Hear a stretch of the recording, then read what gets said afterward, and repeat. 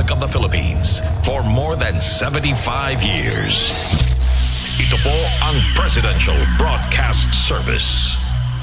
Pakinggan, panoorin, agaran in real time, o balikan sa pag-scroll up and down. Mga balitang dapat malaman, impormasyong tunay at napakikinabangan. Saan ka man, sa buong kapuluan. Babangon sa bagong sigla. Kababayan, kasama ang social media. Powered broadcaster ng bagong mamamayan. Tapat sa pag-uulat. Ito po ang Presidential Broadcast Service. Radyo Pilipinas. Philippine Standard Time, 5 minuto bago mag-alas 12 ng umaga. Mula sa pinakamalawak na newsroom sa buong Pilipinas, ito ang Radyo Pilipinas News Update. Magandang umaga Pilipinas, magandang umaga Bicolandia. Narito na ang mga balitang kailangan nyo malaman sa mga oras na ito. Bunga ng pinaigting na kampanya kontra kriminalidad ng PNP Bicol, matagumpay na naaresto ng mga tauhan ng Tabaco Municipal Police Station ang isang lalaking kabilang sa listahan ng other wanted person ng Tabaco City matapos isilbi ng operatiba ang warrant of arrest laban sa suspect sa isang barangay sa bayan ng Rapu-Rapu, Albay nitong linggo, Disyembre 21. Ayon sa Albay Police Provincial Office, nahaharap ang suspect sa kasong paglabag sa immoral doctrines, obscene publications and exhibitions at indecent shows sa ilalim ng Article 201 ng Revised Penal Code na inamyandahan ng PD 960 at PD 969 na may inirekomendang piyansang 24,000 pesos. Kinilala ang suspect bilang si alias Ricky, nasa tamang edad at residente ng Tabaco City. Matapos isagawa ang pag-aresto, maayos na ipinaalam sa akusado ang kanyang naging paglabag kasabay ng kanyang karapatang konstitusyonal.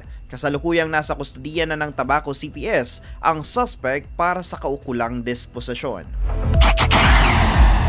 Para naman sa ating ikalawang balita, LTFRB Bicol, binigyang diin ang karapatan ng mga estudyante sa discount sa pamasahe. Panoorin natin ang panayam ng Radyo Pilipinas Albay kay LTFRB Bicol Regional Director Joel De Feo.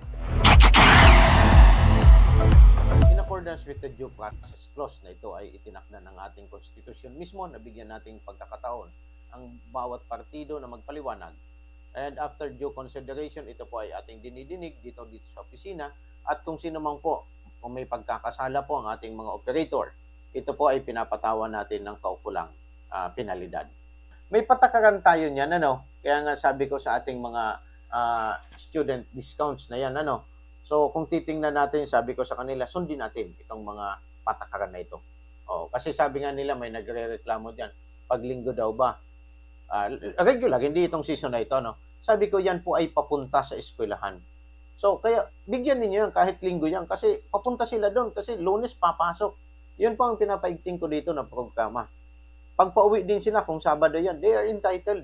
Opo, kasi kung titingnan po natin, binibigyan natin yan ng kaukulan.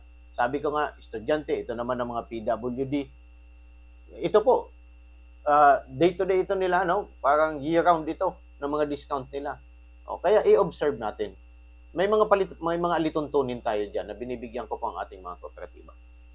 In accordance...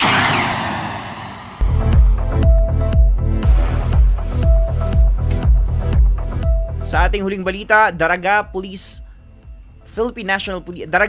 Station fully prepared na ngayong holiday season. Ating panoorin ang panayam kay Police Lieutenant Colonel Edgar Azotea ng Daraga Municipal Police Station.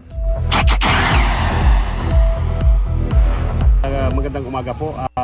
Actually po talagang nakaraang linggo pa po, pagpasok pa lang ng first night pa lang po ng simbang gabi, handang-handa na po ang kapulisan, lalong-lalo na po sa Daraga. Kami po ay naka-ready.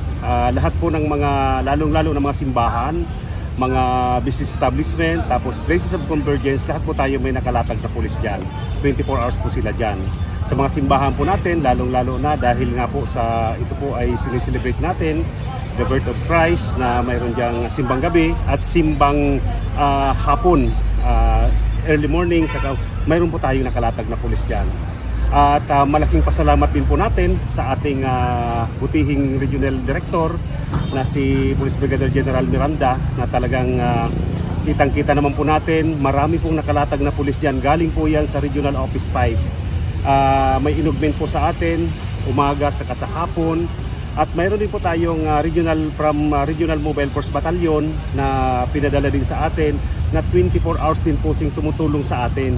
So ito po ay nagpapakita lamang na kung gaano po kahanda ang hindi lang po ang Daraga PNP, ang buong samahan ng ating Regional Office 5 ay talaga pong nandyan para po magbigay ng seguridad sa ating mga kababayan. Magandang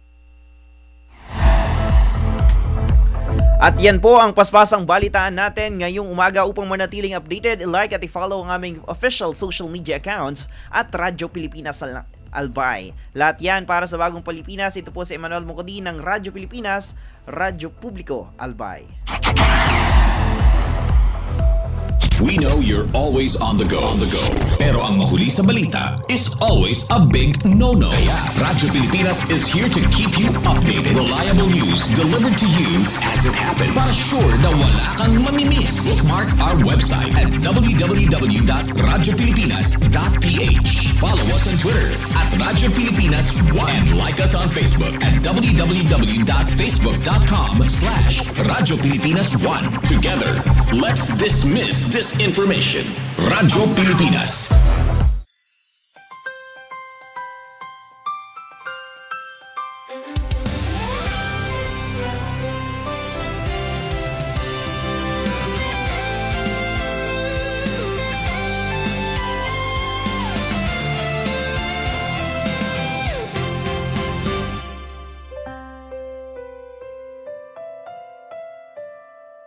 Minsan bumabagyo, may luhang pumapatak sa ating bayan.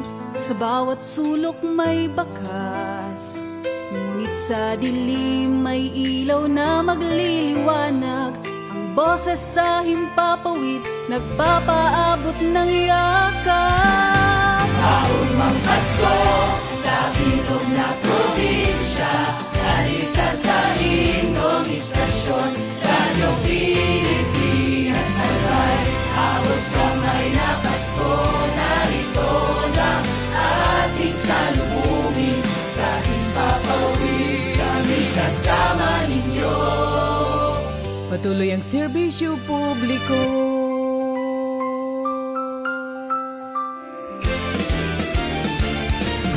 Naaalala mo bang panahon ng pagsubok? Nagkaurusad ang kabos, may nagpaabot ng tabang. Ang bawat albayano, pusong handang umagapan.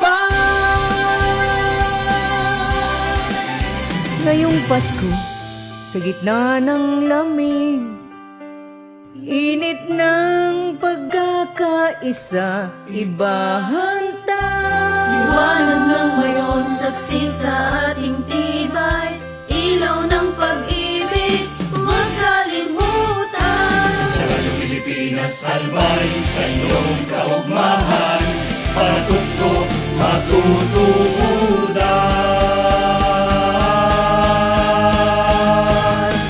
Radyo Pilipinas Albay, nagtatarabangan. Di lang balita, di lang awit, kundi pag-asa ang halip.